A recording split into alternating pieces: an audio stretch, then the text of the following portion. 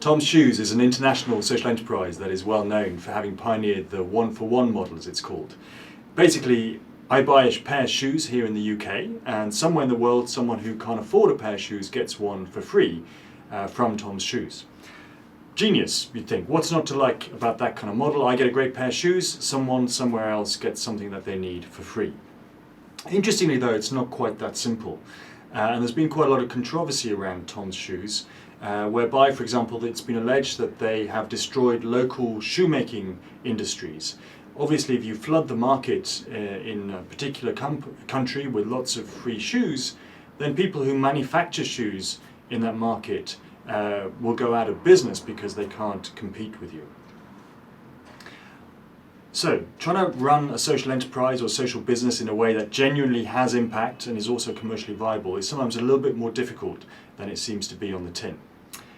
I'm often asked, actually, what is the definition of a social enterprise or a social business? And I always think that question betrays a little bit of maybe a simplistic attitude and the idea that there is a black and white definition of something being a social enterprise or a social business and something not being. And actually I think it's a little bit more sophisticated than that. And in this talk I hope I'm going to introduce you to 3 ideas that are going to help you think about this in a slightly better way. Before I get to that though, I'm just going to introduce myself. My name's Tom Rippin. I'm the CEO and founder of a social enterprise called On Purpose. And we are a community of people who are trying to bring about an economy that works for all. An economy where everyone can live a dignified and fulfilled life and do so within the bounds and constraints of this planet that we live on. We essentially run leadership programs that equip people to work within organizations and through that work tackle some of the biggest social and environmental problems that we're all facing. I founded On Purpose about 10 years ago, and before that I worked in a couple of other organizations in this space. I was at Comic Relief, a big charity here in the UK, for a brief period of time, and I ran the international operations for RED, which is a social business set up by Bono and Bobby Shriver to help raise money to fight AIDS in Africa through doing cause-related marketing partnerships with big brands like Converse, Gap, American Express, Nike and so on. The early part of my career though, I was a management consultant for 5 years where I worked across the private, the public and also some of the non-profit sector as well. So just coming back though to the idea of a social enterprise or social business. Ultimately, I think actually every organisation has to have some kind of social purpose. And I think if you can't articulate how you make a difference to the world beyond yourself, I genuinely don't think that your existence as an organisation is justifiable. And I think most organisations understand that these days. And even if you look at some of the really biggest organisations, often in fact if you go back to when they were founded, you can see quite clearly the difference that they wanted to make. So for example, Unilever, founded in 1890, actually had a mission at the time to make cleanliness commonplace, to lessen work for women, to foster health and contribute to personal attractiveness, particularly interesting that one, that life may become more enjoyable and rewarding for the people who use their products. Another very different organisation, very different times, Google. Since the beginning their mission has been to organise the world's information and to make it accessible and useful to everyone. Now, you can see that both of those ideas, they're not, well, Google's I guess is quite grand, but Unilever's is not particularly grand, but you can see that they're both, useful. They're trying to make a difference to the world in a helpful way. And interestingly as well, neither of them talk about wanting to make a load of money. It's not about making the owners rich, it's not about making the shareholders rich. It's about what difference are you going to make as a company. And that ultimately, for me, is what purpose comes down to. We've known for millennia at an individual level that purpose is about contributing to something that is outside of yourself, something that is beyond yourself and that is bigger than yourself. We've known this at least since Aristotle. And in fact, more recently, people talk about the fact that unless you have this idea of being able to contribute to something that is bigger than yourself, you're actually not able to fulfill yourself. So your own fulfillment, your own happiness is not going to come through pursuing your own happiness. Ironically, it's going to come by pursuing something beyond yourself. And almost as a byproduct, you might then become hopefully happy, successful, and fulfilled. Now, I think you can translate that concept straight into organizations as well. But you've got to think, therefore, about what is the contribution that you are making beyond your organization. So this means it goes beyond the employees in your organization, it goes beyond the shareholders. I actually think it goes beyond the stakeholders as well. It's about what difference are you going to make in the world out there. So I want to talk about these kind of three levels of difference that you can make, if you like, or three levels of impact. Which I think are this kind of slightly more sophisticated way of thinking about how you contribute to the world. The first one is very simple. It's what I call avoiding negatives. It's minimizing the negative effects of your organization operating in the world.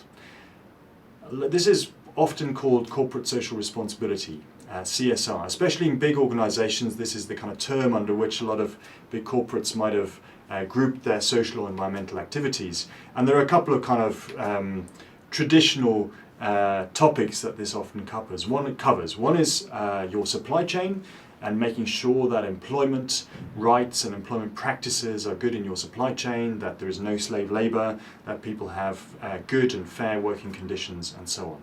The second topic that this very often covers is climate change, and specifically within that carbon offset, sorry, not carbon offsetting, but reducing your carbon footprint, making sure that you're trying to reduce your carbon footprint as much as possible. Even within this kind of first layer of ideas, though, of just minimizing your negative impacts, I think you can already have some quite innovative and quite ambitious thinking. And I want to tell you about a couple of examples of that. The first is WeTransfer. WeTransfer is a tech company that you might have heard of. They allow users to transfer very big files between each other on the internet, files that are too big to email. They started up in 2009 in the Netherlands, and they, from the very beginning, took a very principled stance that they didn't want to collect any more personal information from their users than they absolutely had to. Now, this was very different from the kind of value system that most tech companies and most startups were conforming to at that point. And in fact, it was so different that WeTransfer wasn't able to get startup funding. The funders wouldn't fund them unless they were collecting all this data, like all their other kind of tech startups were doing. And the tech startups were doing this even if they didn't know how they were going to use this data. They were collecting it just in case at some point in the future there might be a way of making money from it. So, WeTransfer started up under its own steam and managed to build a very loyal customer base, a loyal community of people who love their service. And interestingly, in 2015, 6 years later, they did raise a significant amount of money, but obviously much more on their terms because they were an established organization by that point, and they've gone from strength to strength. And these days, they move, I think, up to nearly 2 billion files a year around for their community. A company you might not have heard of. It's called Interface, and they are one of the world's biggest carpet manufacturers. In fact, they specialize in carpet tiles. And their chairman at the time, in the mid-1990s, was called Ray Anderson, and he had an almost kind of religious conversion experience where he realized that in future people like him and companies like him might almost be taken to court for having damaged the environment to the extent that they were doing. Now, you maybe need to understand that carpets are made out of nylon predominantly, and nylon is of course an oil product, so the footprint of these kind of carpets is pretty big. So he set this hugely ambitious goal of becoming zero harm by the year 2020, Mission Zero as they called it. So there will be no negative effects on the environment of how Interface operated at all. And they're doing a great job, and they're well on target to reaching that goal, which is an incredible thing, especially back then when not that many people were thinking about the environment and operating in this kind of way at that kind of scale. So they are now pioneers in the circular economy, cradle to cradle, upcycling, you name it, they've done it. So avoiding negatives, although it maybe doesn't sound that exciting, but you can do it actually in some really innovative ways. And you can be really ambitious about it as well. I want to go on to the second level though, and that is rather than just avoiding negatives, you can also think about how can your organization actually create positives. How can I actually use the business that I run to have a positive impact on the world? One example here is a social enterprise called HCT Group. Like Interface, they're one of our customers here at On Purpose. And HCT Group is the UK's biggest community transport organisation. What they do is they run commercial bus routes. So here in London, for example, they run big red London buses, as I'm sure you're all familiar with. And then they use the profits from that to subsidise their community transport, which they also provide. And that can be things like taxi services for old people or people with disabilities, or it might even just be training for people who need a little bit of confidence in how to use public transport independently. And they think of themselves genuinely as their role in life being creating community value. It's not about creating shareholder value, it's about, for them, creating community value. And importantly, they realise that their service does all kinds of things. It's not just about getting from A to B, but what it actually does is it allows people to access local facilities. It allows people maybe to get to their job and have a job in the first place. It even reduces isolation and has therefore all kinds of health impacts. And importantly, they then measure those as well. So they are very strict with themselves about thinking, okay, this is the impact that we have and this is the positive that we create. We need to measure that. And you can see that in their annual reports that they publish. They measure the reduction in loneliness, how much access people have to the local facilities, and the health benefits that they generate. The second example actually is going back to the organisation we were talking about before, and that's Interface. Because interestingly, Interface is so far along its Mission Zero strategy by 2020 that last year they announced their new strategy, which is called Climate Take Back. And for me, this is really exciting because it's a classic switch from an organisation going, okay, we want to just avoid the negative ways of how we operate to how do we create some positive ways. So Interface has essentially said, you know what, Mission Zero, having no harmful effects on the environment, is not enough. We actually need to contribute positively to the environment and to climate change. So for example, rather than saying we need to have a net zero carbon footprint, they're saying actually we need to, through how we operate, actually help take carbon out of the atmosphere. And I think that's a lovely example of someone having gone a long way on the kind of avoiding negatives and now going even a step further and saying, wow, we actually want to create some positives as well. The third level, though, is the one that I think is most exciting, and this is about being able to look at the impact, the social or environmental impact that you're going to have, not from the point of view of your own organisation only, but actually from the point of view of the whole system that you operate in. Now, the system is a bit of a vague term sometimes, but think of it this way. It's all the people, all the organisations, but also maybe all the material flows, all the information, all the money flows that your organisation comes into contact with. All organisations are part of systems, be that the sector that you work in, maybe the industry. Ultimately, all organisations are part of our economic system, which is a subset of our natural system as well. And being able to take a view of, rather than saying what positive impact am I going to create as an organisation, to think, okay, how am I going to contribute to my system being a healthier and more resilient place? That for me is the ultimate way to think about the impact that you can have in the world. This is not an easy thing to do, and there are a few different strategies that people can sometimes kind of employ.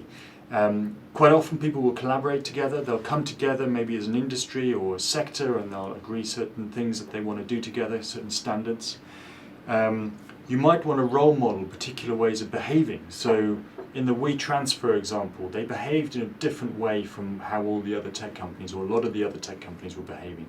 That can create change if other people pick you up on that. You might be able to change policies. You might get the government to change policies, or maybe other big organisations around you to change their policies, which has an impact much beyond your own operations as well. And you can have I think a systemic impact through certain technological innovations as well, especially if the tech that you're innovating genuinely helps people think about or behave in different ways, or opens kind of new doors to making things possible that we couldn't do before. So again, just a couple of examples. HCT Group, as well as kind of contributing to the health of its community that it operates in, It also actually was quite engaged when the UK government was putting through the transport bill.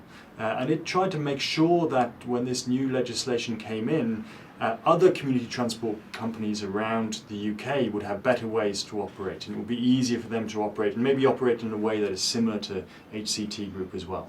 In that way, they've had an impact not just through their direct operations that they do, but they've had an impact through being able to change the system and making it easier for other community transport companies too. The second company I want to tell you about is a more recent tech startup called What 3 Words.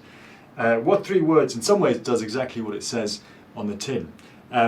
It's an incredibly simple concept. They've basically taken the globe and they've divided it into a grid of 3 meter by 3 meter squares.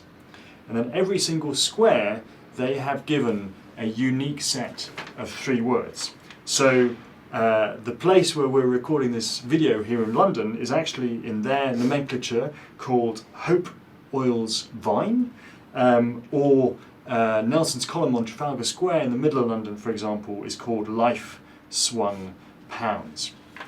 Now, at first sight, it's not entirely clear why you'd need to do this. In some ways, it's just it's a more exact postcode. And in the UK or other developed countries, this might be used for better deliveries and so on. And that's useful, but maybe not kind of game-changing.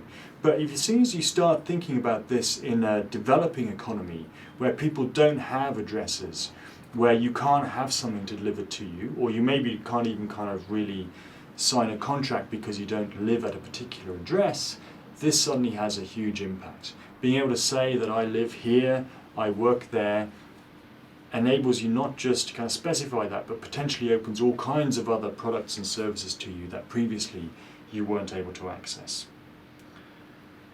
Imagine for a minute if every time we wanted to start a new organization or have a new initiative launch, rather than creating what we do now, rather than creating a business case, imagine every time we did that we had to create a systems case. Imagine we had to say, how is this initiative, how is this organization going to make the system that I operate in a healthier, more resilient, more sustainable system? That would be incredible, and I think that would change our economy pretty quickly. Trying to bring about systems change is not easy, and one way that it's going to happen is that probably has to happen by lots of people working in partnership with each other and collaborating to making large systems change happen. But ultimately, I think it's also really important and is necessary if we want to bring about this economy that genuinely works for everyone. So, we've talked about 3 things. We've talked about once you have established your purpose and how you add value to the world, we've talked about trying to analyze that in 3 ways. How can we avoid negatives? How can we create positives? And how can we go potentially beyond that and ensure that we contribute positively to the systems within which our organization operates? I think if you can have a think about that and apply that to the organization that you're thinking of starting or the organizations that maybe you already work in, that's going to have a profound impact, and you will have a much more sophisticated idea of how to think about what a social enterprise or a social business really is. Great, so we've thought about a few things. Once you've established what the purpose of your organization is and how you add value in the world, there's 3 questions that you can ask yourself. The first is, how do I avoid the negatives? How do I minimize the negative impact of my organization on the world?